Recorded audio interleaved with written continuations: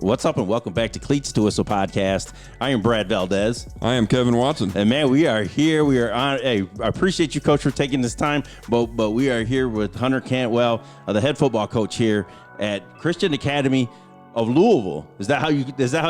It's Cal, but it's Christian Academy of Louisville, right? That's right, Christian Academy of Louisville. You know, LCA in Lexington, and some people call them Cal, Christian Academy of Lexington, but they're Lexington Christian Academy. So we're Cal. Hopefully, differentiate between the two schools. There's only one Cal. Okay, yeah, yeah. Well, that's why it was kind of confusing because I always call it Christian Academy, right. You know. So it was kind of like I don't know if that's the legit name. Just call them the champs. The champs. Yeah. So we have Hunter Cantwell here, defending two-time state champ, 2022-23. Yep. Former U of L Cardinal, and Carolina Panther. And he was in the NFL for a couple years. 3 years, yeah. Rookie year was with Carolina, and then 2010-2011 was with Ravens. Missed the Super Bowl by 1 year. Oh, man. That's usually the way it works. Yeah, that's right. So, but yeah, like I said, man, we appreciate you for coming on and having us out here, spotlighting you, man. Yep. You know, everybody knows you around the city, you know, but we just, we want to show you as the football coach. Absolutely. Appreciate you guys coming out, having us on, and just highlighting our program. It means a lot. Yeah, there you go, man. Have you got any opening statements for this guy? And I was telling him a couple weeks ago, I had a couple circled that I was really looking forward to, and with our background, we always worked well together, yep. and I was really looking forward to coming out here just because I know how good a guy you are, and how good your coaching staff is, and we'll touch on that. I mean, what a coaching staff! Geez, what a coaching staff he's got assembled here, and it's all because of him, because he's a great leader and a great coach and a God-fearing man, a Christian man. I mean, that's what it's all about here at Cal. And he, if you look, Christian football coach, state champion in the dictionary, he would be sitting there like this. I mean, this guy. I mean, yeah. I mean, seriously, that's a testament to him as an individual and to this place and his background especially. Yeah. Really appreciate those kind words. Yeah, it means a lot. Yeah, and I'm new to the area. Probably about 10 years. I've been in Louisville. So you hear Cantwell, you hear Brian Brom, you hear all the names. You know what I mean. But actually meeting you, it's an honor to meet you, man. And I appreciate you just taking the time and just sharing your story a little bit. Yeah, absolutely. He was just another great quarterback in the line at U of L that they had. We had a what do you say, 15, 20-year run of quarterbacks that were just unbelievable. Phenomenal run. I mean, Ragone, Brian, Chris. I mean, good night. Yeah, I mean, you throw Jeff in there as well. Right. Teddy Bridgewater, Lamar Jackson. I mean, even guys, lesser-known guys that are doing big things. I think Will Stein, he's the offensive coordinator at Oregon. Yeah. Justin Burke is another big name in college football that rolled through U of L. And so just, a tradition of great quarterbacks, and excited that Jeff's back there and continuing that on. And really excited about Shuck.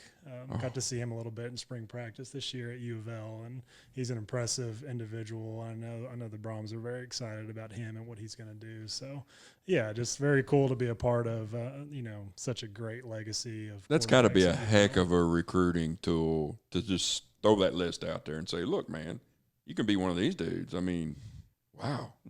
Yeah. I mean, just very blessed by the people I've been around, right? It's nothing me that I did or I do, just been very fortunate to be around some great quarterback minds and some great offensive minds, and I really benefited from that and enjoy sharing that knowledge with the next group that's coming up. There you go, man. And like you said, we're going to get into spotlighting you a little bit. But, man, we always want to, show some love to the guys that brought us up in the game, or just, you know what I mean, your mentors, and just in life or in the coaching game, man. So shout out some of them. Yeah, I mean, from a football perspective, played at Paducah Tillman High School in Western Kentucky, and, over 100 years of high school football at Tillman. My head coach, Perry Thomas, who longtime coach in the state of Kentucky, very well respected. He taught me so much about the game, and it's funny. I don't know if you all felt this way, but as a young coach, you feel like you've got it all figured out and you've got all the answers. And the longer I go, the more I just revert back to things that we did under Coach Thomas. We used to hit the 5-man sled every Thursday, and I never really understood that as a player and why we did that. And now as a coach, and you see the benefits of that and just creating a culture of toughness and having tradition within your program. And I texted him a couple of years ago, like, we're hitting the 5-man sled. Like, I never understood it as a player. Did he say attaboy? Yeah, he was like, absolutely. But just things like that, my quarterback coach, offensive coordinator at Tillman was Randy Wyatt. Randy's got 10-plus track state championships as the head boys track coach down there. And he also won football state championship as the head coach at Tillman, I believe, in 2009. Just a very hard-nosed, tough individual. Was a legend in his own right as a player at University of Kentucky as a wide receiver. So just learned so much as being a part of a storied program like Tillman. Those guys taught me so much, especially about high school football. And I think transitioning to college, you take a little bit of something from everybody. Coach Petrino, he brought a sense of urgency to our football team and a demand of excellence that we try to replicate here at Cal. And then Coach Braum being my position coach, all 5 years, and then my offensive coordinator my senior year, and he was really just a player's coach. You enjoyed going to meetings, you enjoyed working together at practice, and the relationships that he built with us. And I always tell people, one of I think the best things I can say about Coach Braum is kind of going into it, you kind of expected him to show favoritism and his focus to be on Brian, his younger brother, who was a quarterback there when I was there. And Jeff poured into me like couldn't have been further from the truth. Couldn't have been further from the truth. He treated us all the same. And really, went out of his way to make sure I was developing and improving. So, that's just – that was quite a two-headed monster you guys had going there.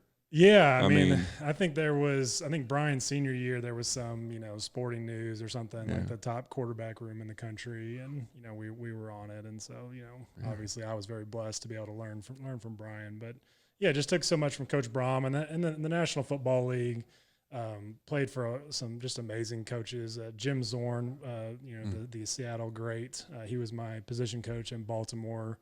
Rip Shear, who was head coach at Memphis and a long-time quarterback coach in the NFL, coached me at Carolina. Cam Cameron was my offensive coordinator in Baltimore. And so just taking a little bit from everybody and kind of making it your own.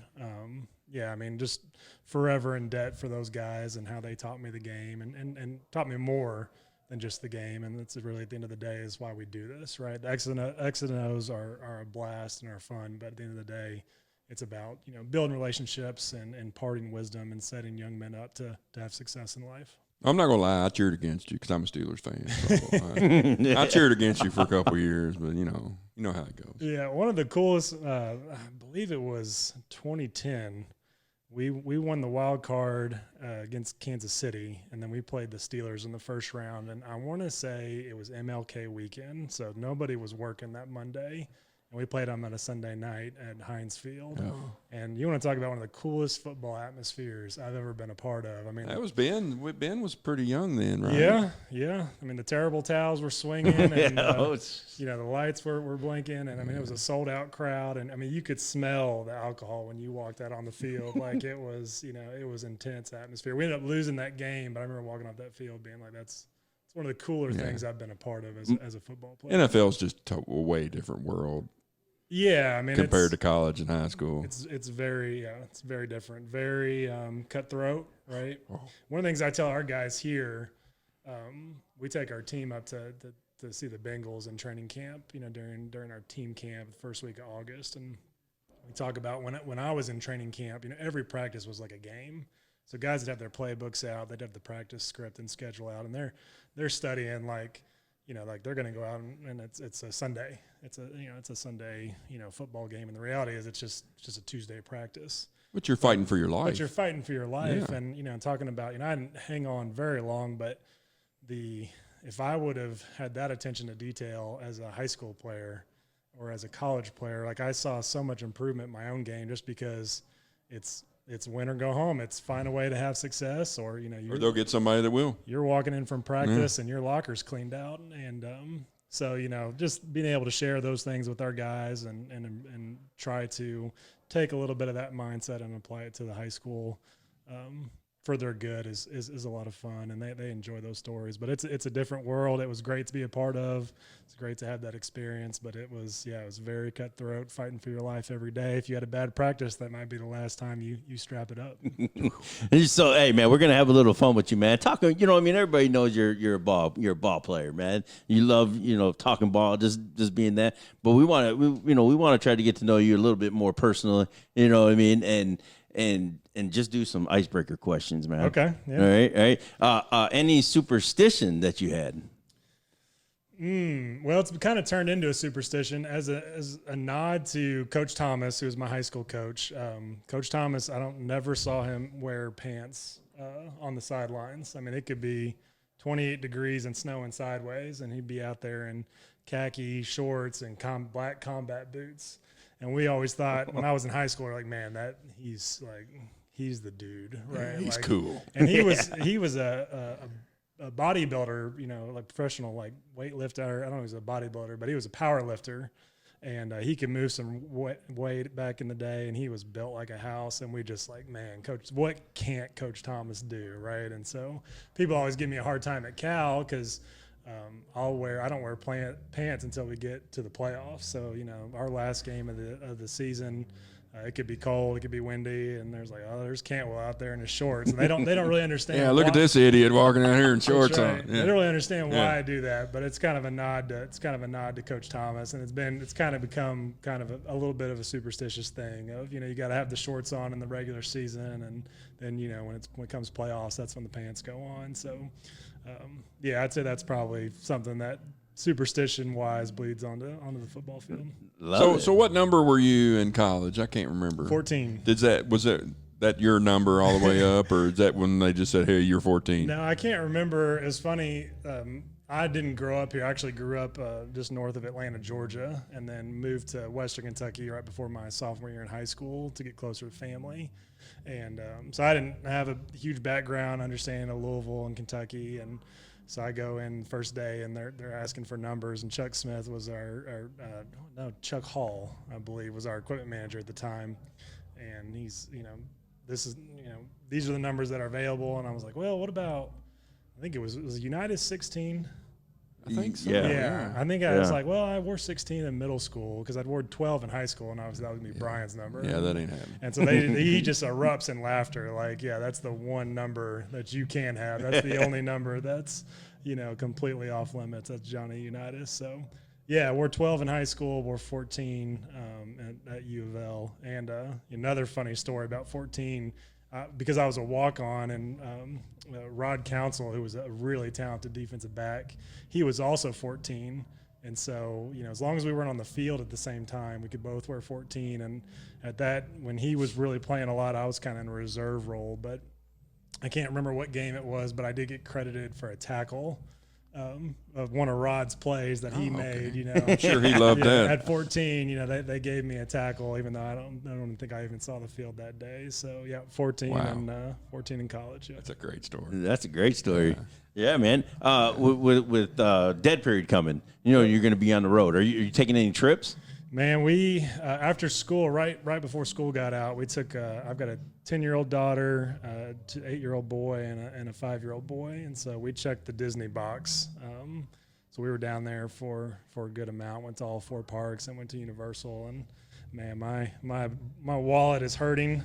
That is not the happiest place on earth. I don't know who came up with that, but I was miserable the whole time I was there. Yeah, it's one of those things. It wouldn't be my choice of vacation, but you gotta check it off. Take one for the kids. Yeah. And they had a blast. So I think that was our big trip. We're just gonna enjoy the dead period and relax and get this. Now, do you hunt or fish or? Yeah, big time hunter and fisherman. Obviously Western Kentucky. You got Kentucky Lake and Lake Barkley. So that's what we did in the summers. We went out on the lake and we fished, we swam, we jumped off rocks, and we did all that stuff, water ski and all those things. And then growing up and hunting and something I continue to enjoy. So spring turkey's always been really spring turkey's that's what was the Toll Bridge was telling us? You got him in the woods and so for we the actually, first time. I bet that was something.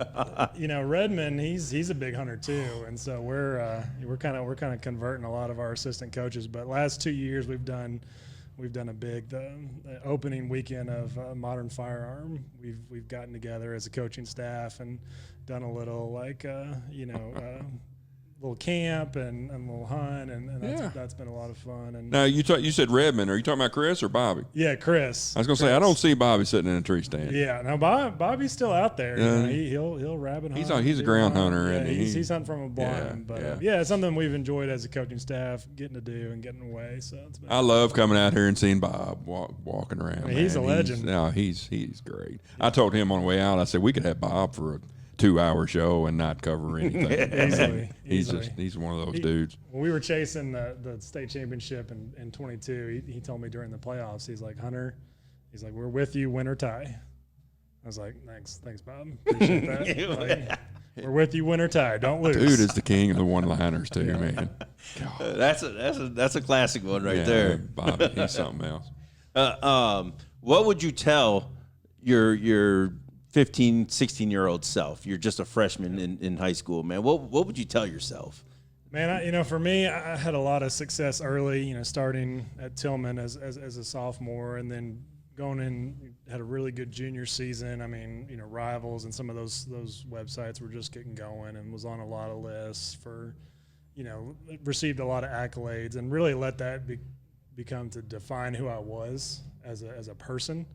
And, we tell our guys all the time, hey, football is a great sport, but it's a terrible God. Like, it's going to let you down, right? It's a great sport. It's amazing to be a part of a team. It's those Friday night lights. There's nothing better, but it's a terrible God. And I think as a high schooler, football had become my God. And, went through my senior season. We lost one game to Boyle County and Chuck Smith. We were, we were ranked number 1 throughout the year.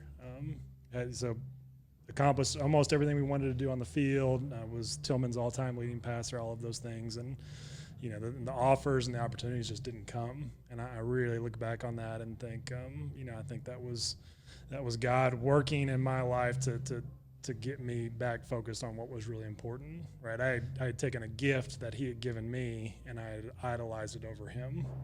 And, sometimes he takes things away and he disciplines those who he loves, and we don't always like that discipline, but just like a football coach with his players, that he does it for our good. And so that was tough love. That's right. And obviously I had to walk on at U of L, and that was the best thing for me.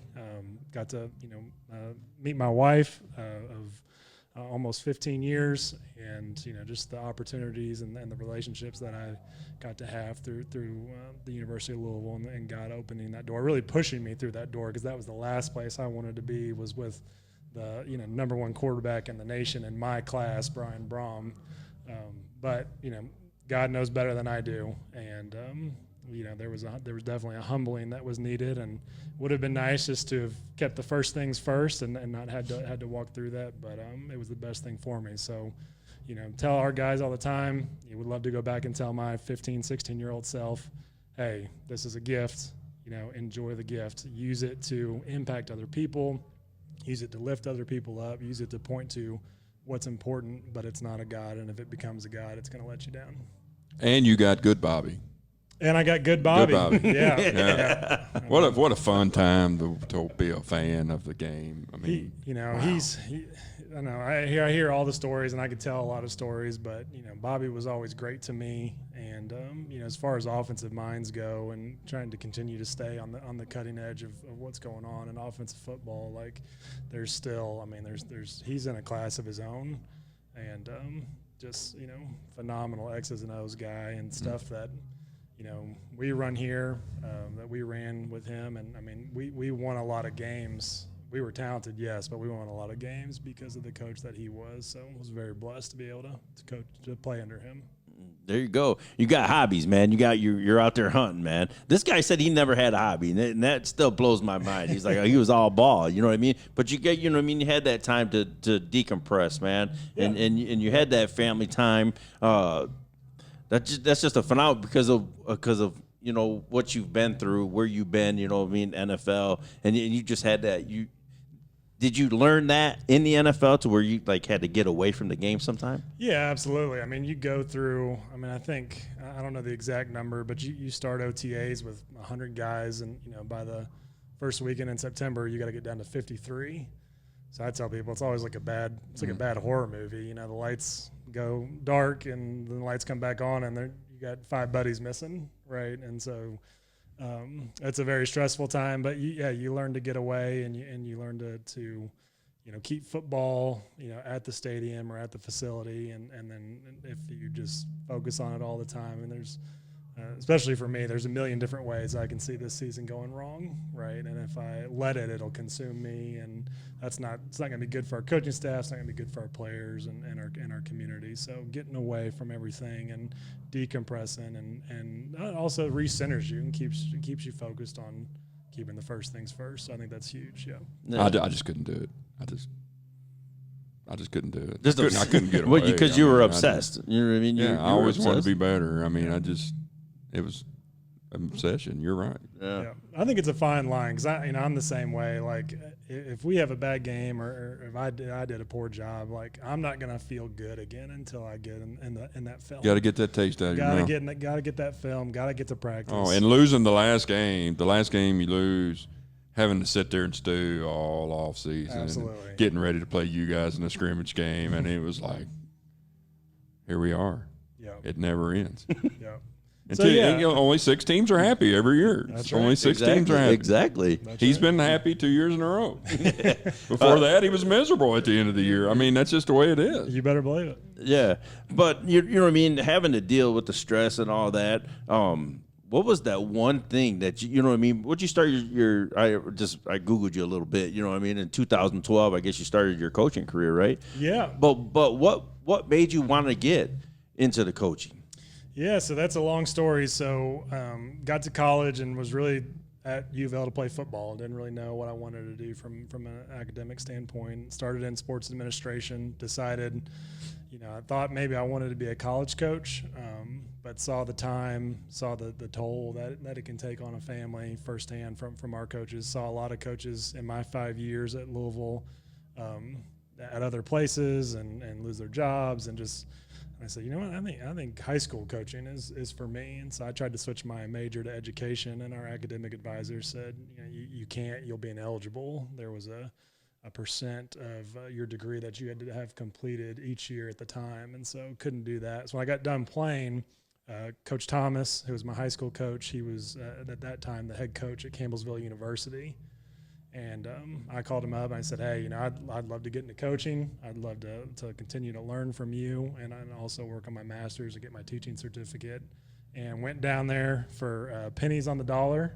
But had a blast and learned a lot. I think, once again, young and dumb and think you know everything, fresh out of the NFL, and you don't know anything. And learned how to coach, learned the finer points of the game. Loved small college football. Loved NAIA football. That was a blast. That's, to me, probably the closest thing to high school football was NAIA football. And Campbellsville, Kentucky is a beautiful place, great community. Was down there, only planned to go down there for 2 years max, get my master's and get out. And we ended up staying 5 years just because we loved it so much and got to coach some really talented football players. Had a couple All-Americans at quarterback while I was there. And so really, really enjoyed that. And when the time was right, made the jump to Carroll County. Thought I'd be there forever. I kind of liked being at a place that was, it was a single school, it was the only school in the county, and could just kind of, just build it up and not have to have my foot in the big time high school football and just really pour into a community. Right. And Coach LaForce, who built Cal into what it is today. He let me know that they were looking at moving back home to Baton Rouge and to get my resume ready, and was, the only reason that I ever even entertained leaving Carroll was, to really blend my faith with football. And then you're always limited somewhat in a public setting, as you should be. And here, just having the freedom to, just fully, pull those two things together. And so decided that was going to be worth it to make that jump. And here we are today, 5 years later. Phenomenal story. Yeah. Phenomenal. You know what I mean? And you found a passion, because where I'm from, we always, the 3 F's, family, faith, and football. And that's what we preached our kids from It's up to you to put it in the order that you exactly. Yeah, you know what I mean. Everybody's got their three. You know what I mean. How are you going to do that? You know what I mean. Like you said, football could turn into an idol. You know what I mean. So you could lose your faith a little bit. So it's just phenomenal episode, Coach, so far, man. I'm loving it and just enjoying every minute, man. Told you I had this encircled. Man, let's get into last season a little bit, man. I like talking about the good, the bad, the ugly. You really didn't have a lot of ugly, you know what I mean, last season. So just take us through, some of the goods and the bads. Yeah, I mean, the good is obviously winning the last one, right? And that's everybody's goal. I think we struggled a little bit last year with our physicality, and we put a big emphasis. I think it was the LCA game. We felt like, they kind of bullied us. And, kind of the coaches that I played for and been around, that physicality is always really important. And we've tried to adopt that here. We tried to adopt a blue-collar mentality even at a private school. And so that game really frustrated me. And we really put a big emphasis going into Ryle on, hey, win, lose, or draw, we're going to be physical. Like, they're not going to push us around like LCA did. And we won. We beat Ryle, but I felt like, man, we even took a step back in the physicality, and that really frustrated me. And I think our parents thought I was a little crazy because after beating Ryle on their home field, I mean, I'm chewing our guys out and tearing into them after the game, and I was just so disappointed with our lack of physicality. And it was a long process, but the guys really bought in, and I felt like, man, once we hit the playoffs, that was the Cal football that I wanted to see. That was the tough, in your face, violent, executing at a high level. But it was a longer process than what 22 was, and so that was really the bad. And for the ugly, I'll say this once again, going back to young and dumb, and I don't think there's a year gone by that I haven't been outcoached. Like, there hasn't been a year gone by where somebody has done a better job than me, and that's always been great. It's been humbling. I hate that feeling, but it's humbling, and it helps me learn, and it helps me grow, and helps me become a better coach. And Coach Watson, his defense and the scrimmage in 22, he outcoached me, right? And I hated that. I hated that feeling. But you go back and you look at that film, and you learn a lot from it. And then we go through the 22 season, and we go undefeated, and you start feeling yourself a little bit, and you're like, oh, I got this thing figured out. I'm still waiting on my ring for that year, by the way. I got this thing figured out, and sure enough, not only were we not physical in the LCA game this year, but once again, Coach Charles over at LCA and his staff, they outcoached us. They came in a 3-3 stack, and we're milling around pre-snap, and we didn't have our guys prepared for that. We didn't adjust well at halftime, and I didn't call a good game. And we ended up losing that football game. And so one of the things that I'm just learning that I continue to be out-coached on a year in, year out basis, but continue to learn from it and hopefully becoming more grounded, right? Just staying humble, understanding that at any time, at any moment, you can be knocked off. You're not the greatest thing since sliced bread. There's a lot of guys out there that are phenomenal high school football coaches, and through all that, becoming a better coach. And so sometimes the ugly is ugly, but, if you learn from it and grow from it, you're going to be better off for it. Do you think you win the state championship last year if you win that game? In 22? Yeah. Or I'm sorry, yeah. When we lost you guys in the scrimmage? Yeah, I don't think so. I think that was really needed. It was needed for me. It was needed for our players. You guys knew you were really good that year. We were talented, and I think, we were feeling ourselves a little bit, and I think it was the greatest thing that could have happened to our team was to lose to you guys in something that didn't have playoff implications or didn't matter. It really didn't matter. Didn't end our season, and it was a wake up call, right? And like the LCA game, yep, that's the best thing that ever happened to you. Yeah, absolutely. Sometimes. And like I said, do you think you go on and win the state championship without? Yeah, no, I don't. And sometimes it's hard, as you guys know, Coach. It's hard to cut through the noise, and it's especially in this day and age with social media and everything that's out there. It's hard to cut through the noise. But when you get smacked in the mouth, right, and then that can have a recentering effect, and especially to a team that that you're better than them. Sure. Now, that was a great football team in their own right, but you guys were better than them. I mean, you knew going into that game that you do what you're supposed to do, you're going to win that game. Isn't that the great thing about football, though? Yeah. Right? Like, the biggest, strongest, fastest, better team doesn't always win. That's and right. So it comes back to, can you A little humble execute? pie goes a long way. Can you play together? Can you do all those things? And when you get away from that, you get knocked down. You get humbled. Yep. Yeah. I remember two people say, "Oh, what's wrong with Cal?" I was like, he's got him right where he wants him. I mean, you need sometimes you need. I mean, how many wins did you have in a row into that? So we 15-0 that year, and then I believe we won the first 3 this year before we dropped to LCA. Yeah, that's 18 in a row. It's hard to keep everybody focused, and a little smack in the butt every now and then is good for you. That's right, no doubt. Yeah, and this season, man, you guys are, how are you feeling about this team? You got a new quarterback coming in. Just talk. He's not a new quarterback. Yeah, he's not a new quarterback. You know what I mean? Everybody knows who he is. But take us through like spring ball, and are you guys where you want to be right now? And is there anything that you still need, like position wise, or you pretty well got everything figured out? I think the biggest question mark going into this year for us is going to be our D-line. We really have one guy coming back with any significant playing experience. Jason Hilliard Jr., his dad's our offensive line coach, offensive coordinator, does a phenomenal job. And so we've got some talented guys. We've got a incoming freshman who's been a long time Cal kid, Kellen Hall, who's 6'4", 235, 240, playing a lot of AAU basketball right now, can jump out of the gym. Just got his first offer after spring practice at the University of Kentucky. So very excited about him. He seems to be kind of the microcosm of our larger team. We've got some really talented players that don't have a lot of experience, and kind of what we talked about earlier.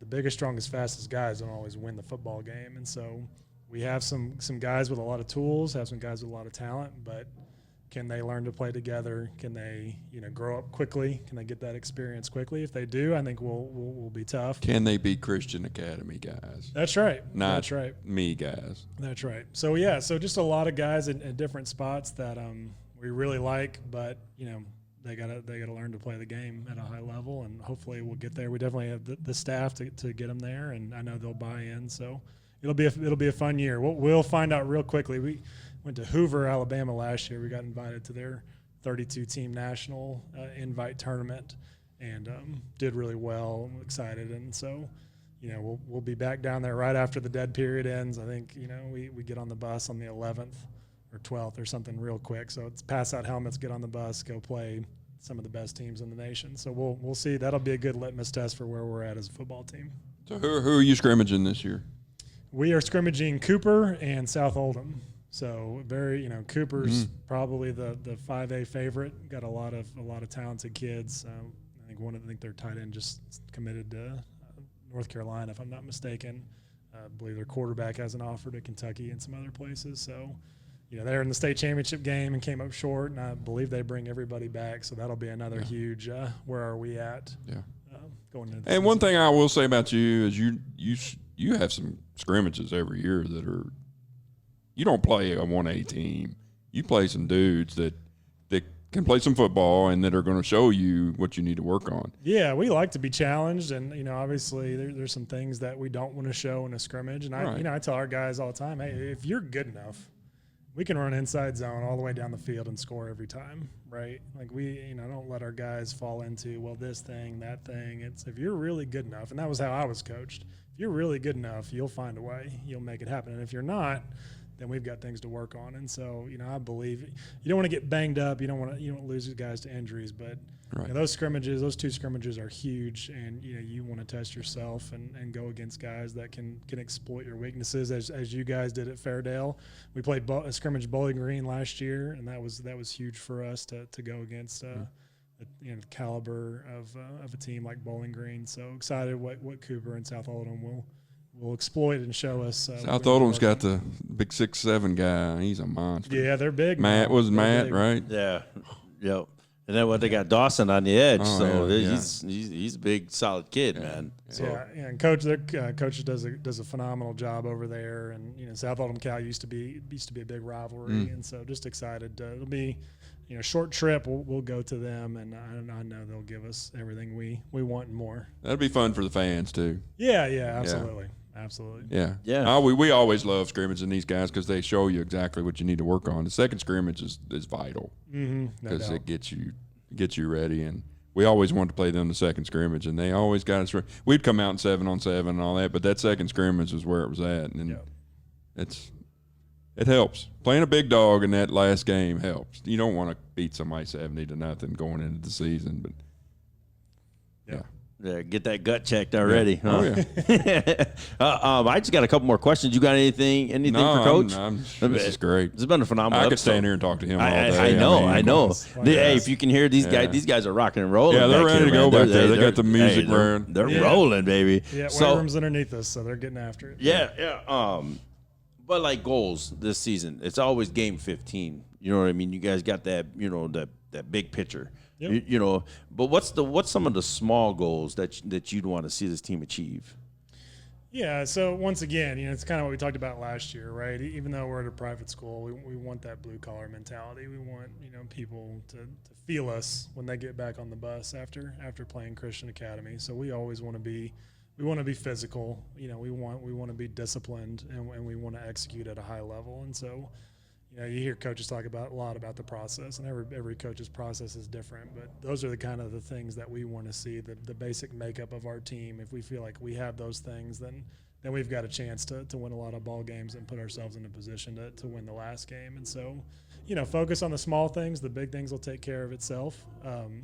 With the inexperience that we've got coming back, even though we're talented, might face some more adversity this year than we have done in the past, right? And so, what do you do when you haven't faced adversity in a while, when you've only lost one game in 2 years? So want to see our guys respond to that well if and when that does come, and stay focused on what's important, right? At the end of the day, like we've talked about, right? It's faith, it's family, it's academics, right? And make sure that even in the pursuit of greatness, we're not relationships and the things that are important in a young man's life, and hopefully the voice and the platform we have with these guys isn't suffering. And I think that winning can become all consuming, and thankful for a staff that reorients me to what's important, and making sure that there's the lessons that are being learned through the game of football that are going to carry these young men on into their lives. That stays the first thing. Stays the main thing, right? That's right. Yep. The main thing is the main thing. You got that standard is the standard. And you guys are holding them to it, man. Yeah. It's good stuff, man. Yeah. Good stuff. Dakota, you got a question for Coach? No problem with that. So can you see? Come on in here. A lot of big guys in a respectful way, so it's trying hard to do this. But I am curious because I did a quick little scouting report on you. I mean, a little football. I wanted to be a coach, so this is the closest I'm going to get for right now. Sure. So I did look at your class. You got about 12 seniors this upcoming year. You'll have about 19 juniors, and you'll have, I believe, 18 sophomores. With such a young base, what is going to be for you the most critical thing to do to get these guys into the attitude and buy into that Cal spirit of toughness? Because I know right now in 3A, 2 schools, y'all beat Bell County, which, by the way, if you have not watched that first quarter of that game, that is the most weirdest thing I have ever seen in football. Sure. They held it all 12 minutes. But I know for like Hart County, who's in 3A, and very well, y'all could maybe be in the state championship someday. They've got this whole thing right now about toughness, where their coach, before practice begins, they're pushing the sled, the 5-man, like you were talking about earlier, 2,000 yards. That's before they do anything else. So how are you going to get these young guys to understand and buy into, we got to be tough if we want to be state champs for a third time in a row? Yeah, I'm real big on habit forming. Like you create habits in young men through, the way that you practice and the way that you expect players to respond in meetings, and the way you expect them to study, on their own. And you bring that, you create that in your program, and those habits get formed, right? And so it's not always the quickest process, but exactly what you were saying, right? And a lot of coaches do this all across the state. There's certain things that we do on a week in, week out basis, on a day in, day out basis. There's certain, benchmarks in the preseason that you lead up that are building that toughness, that are building that mindset. And so every young man comes to that, in their own time. We've had guys as freshmen that couldn't walk and chew bubble gum and wouldn't hurt a butterfly. And their senior year, they're all district linebackers and they'll rip your head off. And so I think, just once again, it's cliche, but trusting in the things that that you've experienced as a player that have worked, that you've seen other great coaches do, that we've had success with here at Cal, and understanding too that every young man gets to it in their own time, and it's our job. They pay me money to coach football and to help young men, to reach those goals and to help them, grow in maturity. And so, getting on my knees and praying every night for the good Lord to help me, accomplish those things, and just trusting in your assistants and your coaching staff and the players, and the rest takes care of itself. Can't go wrong with faith at the lead, in my opinion. There you go. And I do got one more question. With the landscape changed, right? And this is I want to really hear this true question, or true answer, man. If you had NIL money when you were coming up, what would you splurge on? Ooh, man. I can tell you the first thing that comes to mind. So, in Paducah, land between the lakes, Lake Barkley, Kentucky Lake, that was a big part of high school. We weren't at football, we weren't at baseball, we weren't in track. It was being out on the lakes. And so, boats are not expensive, nice boats, new boats. I mean, you're talking about $100,000, but if someone was going to give me $500,000 to play quarterback at U of L, I'd have a nice boat docked in Taylorsville Lake Marina for sure. That's next to my home, so I know exactly what you're talking about. There you go. That's a true, honest question or answer, man. I love that, man. That was awesome. So you guys good? You got another question, or you good? I'm good for now. Man, phenomenal episode, Coach. I appreciate you for having us out. Like we always say, everyone has a story. We're here for them to tell it. Cleats to Whistle podcast.